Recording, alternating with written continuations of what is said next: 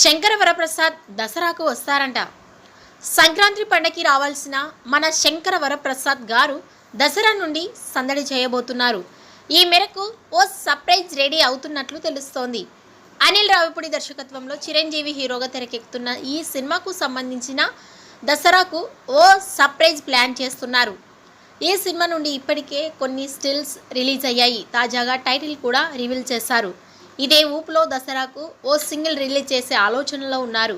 అయితే దీనిపై ఇంకా చిరంజీవి నుంచి గ్రీన్ సిగ్నల్ రాలేదు. సంక్రాంతి కోసం రెడీ చేస్తున్న సినిమా నుంచి ఇంత త్వరగా ఓ పాట రిలీజ్ చేస్తే జనవరి సరికి పాతదైపోతుందనే ఫీలింగ్ కొందరికి ఉంది.